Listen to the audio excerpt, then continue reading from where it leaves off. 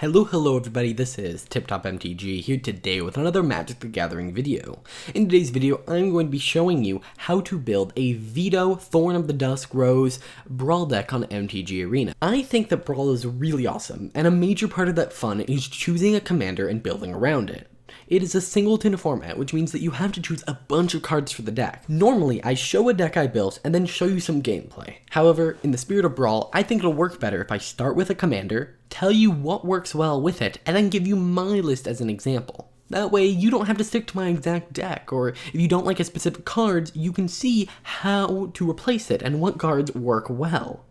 You know, you can build your deck as simple or as complicated as you want. These are kind of just suggestions of cards that work well. Before we can talk what works well with Veto, I have to go over what he does. Veto is a 3-cost black 1/3 vampire cleric, and he says, whenever you gain life, target opponent loses that much life.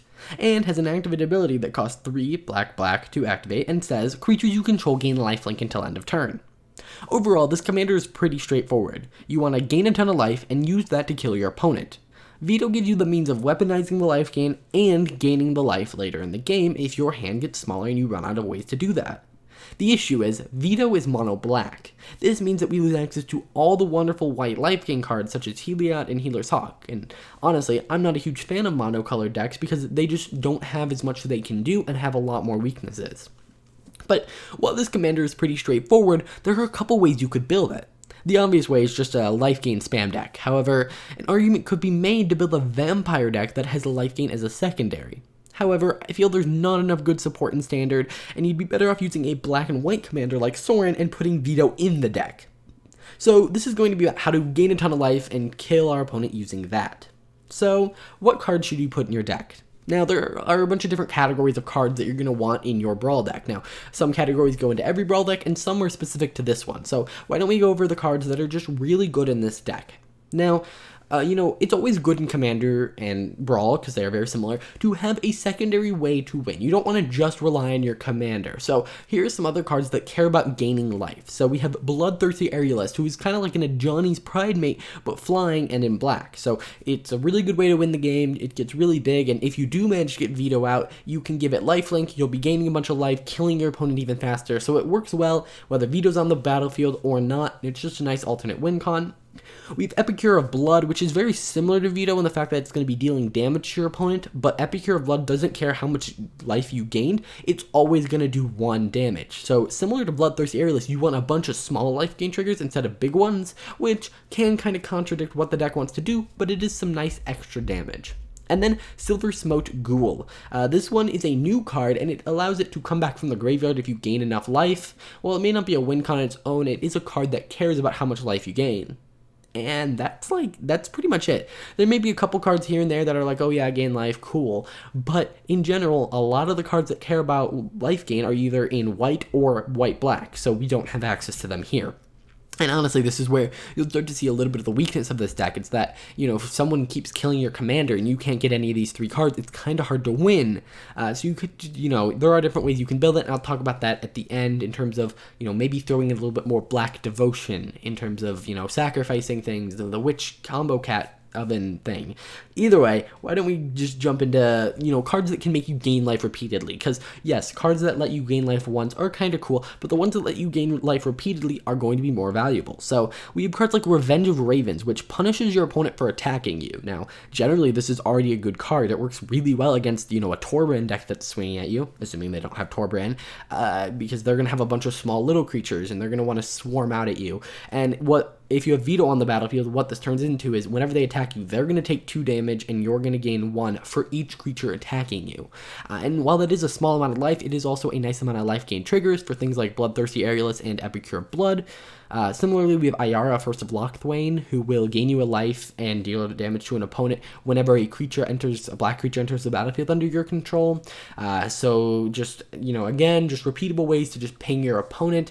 And it also is a source of card draw because she can tap and sacrifice a black creature in order to give you a card. So, it's just really good. We have Bastion of Remembrance, who, again, this is kind of in that category of like, I'm going to ping you a little bit, where Bastion of Remembrance creates a 1/1 when it enters the battlefield, and whenever something dies, you gain a life and your opponent loses 1. So that's going to turn it into, again, they lose 2, you gain 1. Similar, we have Vindictive Vampire, who is very similar to Bastion of Remembrance. Now we go into the more repeatable, like actually repeatable one, Sanctum of Stone Fangs, because all the other ones require other things to happen. Sanctum of Stone Fangs, a new card from M21, which is generally meant to go in a deck that has lots of shrines, but on its own, it's a 2-cost, ping your opponent at the beginning of your upkeep, every single turn and gain life. And if you do somehow, if you're playing this in Historic, you could throw in the other black shrine, and then maybe you get 2 life. But if we're talking about Historic, that's a whole other beast. There are much better cards. Similarly to Sanctum of Stone Fangs, we have Ill-Gotten Inheritance, which costs a little bit more, but you can also then finish off your opponent much easier, and the life gain does help there as well. Then we have one called the Cauldron Familiar and Witch's Oven, combo. And, there might be an argument not to put this in the deck because, it's singleton. What are the odds you're going to get it off? But Cauldron Familiar on its own will hit them for 2, and you gain a life if Vito's on the battlefield. Witch's Oven will create food, and food gains you life. So, it's not a bad, if you get one or the other, obviously having them together is really good because, every time it enters the battlefield, you are gaining gaining a life. Your opponent's losing 2. If you have Ayara, now you're gaining 2 life and they're losing 4, and it can get very cool, it can ramp up very quickly. And so, it works well with a lot of the deck, especially if you run other sacrifice themes, which we'll talk about because there isn't enough really life gain to only have life gain spells. So cards like Murderous Rider are very useful where you can gain life, but the combo just works really well in that style of deck, and yeah, so it works well here too because you want to gain life, and that does that. Another weird one is Clackbridge Troll. This one, is kind of reliant on your opponent. It doesn't ping them, but it will let you gain 3 life if so it's a big creature that they can pay life, they can sacrifice a creature and you gain life. You gain 3 life, and then you're going to hit them for 3. And what this essentially means is if you have Veto on the battlefield, most of the time they aren't going to pay that, which means that you're going to get a really cheap, 8/8 out on the battlefield. So very, very good. Next we have Sorne, Imperious Bloodlord. This one does require a little bit of vampire synergy, but it is very powerful in the fact that you can give one of your vampires Death Touch, Lifelink, and a counter, and then so that you're going to hit, and then you're going to deal a ton of damage to whatever you're hitting, and then also straight to your opponent's base. And then also he can kind of throw vampires, which will also gain you life, and he can cheat vampires into play if you have a bunch of good vampires. So Sorne, definitely a good inclusion here. We have Timur, Chosen from Death. This one is, again, kind of reliant on your opponent, kind of not really. You can exile creature cards from graveyards to gain life. Repeatable way to do that.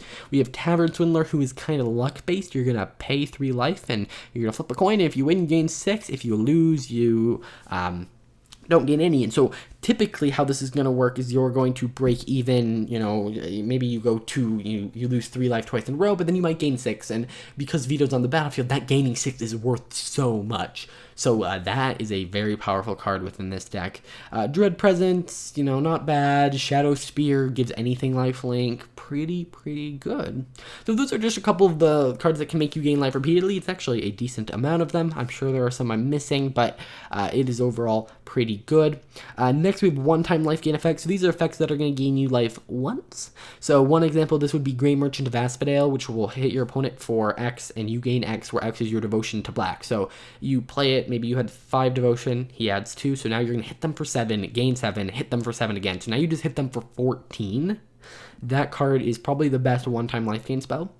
Next, we have Radiant Fountain. It's a new land from Core Set 2021, and because you're a monocolored deck, you can afford to play a colorless land, but when it enters the battlefield, you gain 2 life, and it caps for colorless. So because you're monocolored, you don't have to worry about getting all your colors. You can reliably play that. Next, we have any form of food generation, so whether it's bake into a pie, golden egg, taste of death, any of those will, the food will gain you life 1 time, and it will also hit them for a decent amount. We have Serrated Scorpion, who when it dies, you gain 2 life and your opponent loses 2 life, and, this card maybe seems a little weird here, but if you're running it with a lot of the other mono-black devotion cards, the cards you run in a mono-black devotion deck, it works pretty well because you have a way to sacrifice it. Maybe you sacrifice it to the oven, and now you're basically gaining 5 life from it because you sack the food to gain life. And then we have Creeping Chill, which is just going to hit your opponent and make you gain life. So yeah, those are the one-time life gain effects. Now we have some cards that kind of could go in the repeatable life gain, but it's just cards with lifelink or they're related to lifelink. Vampire the Dire Moon's a great card. First off, 100% of its mana cost is Devotion to Black for things like Grey Merchant of Asphodel. It has Death Touch, lifelink. It's just a very good card that can really stop combat. We have Cavalier of Night. It's a removal spell, but it also is a resurrection spell, and it also is a giant lifelinker, so this deck definitely wants Cavalier, and it also provides a ton of black devotion, so it's everything this deck wants. We have Unexpected Fangs, which is just a, it can put lifelink on things. Alchemist's Gift can put lifelink on things, and Unbreakable Bond can also put lifelink on things, so that works well. We have some cards that work well, so these are cards that maybe don't gain you life, but somehow synergize with him in another way, and I only have one here, which is Savage Gorger. He's a flyer, and whenever, like at your end step, if an opponent lost life this turn, you put a counter on him, and because Vito is doing a ton of indirect damage, it's very easy to make them lose life, so it's very easy to increase his power, and then if you can give him lifelink, it's pretty easy for him to swing as well, so that card just works well. Then we have some removal spells, so things like Murderous Rider, who, can destroy target creature or planeswalker on his adventure, and you lose 2 life, but then he comes in as a lifelinker, so he both gains you life and is removal.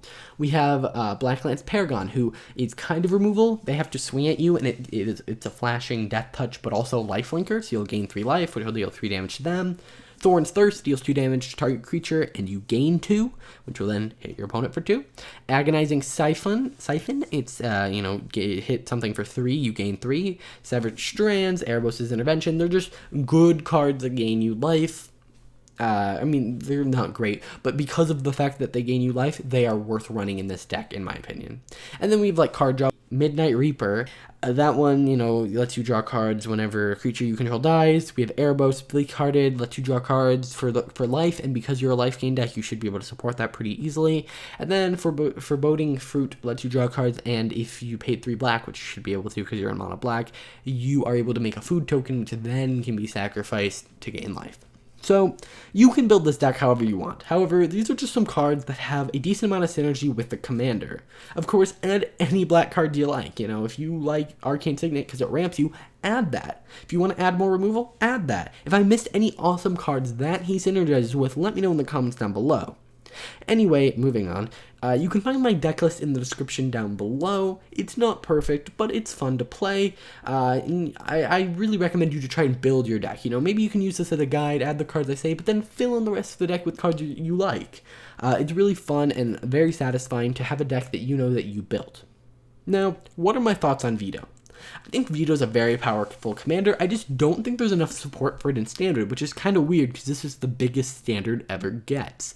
And I think the reason for that is that just most of the life gain has been going to white recently. So I think if we moved into Historic, where we have vampires from Ixalan, this deck would get a lot better. But where it stands now, it's just not competitive and not fast enough compared to things like Torran and Kinnan, who are just dominating Brawl right now. So, yeah. Let me know what you guys think in the comments down below. If you enjoyed the video, please hit the like button. It's the first time I'm doing this kind of format. Either way, guys, see you guys in the next one. Bye.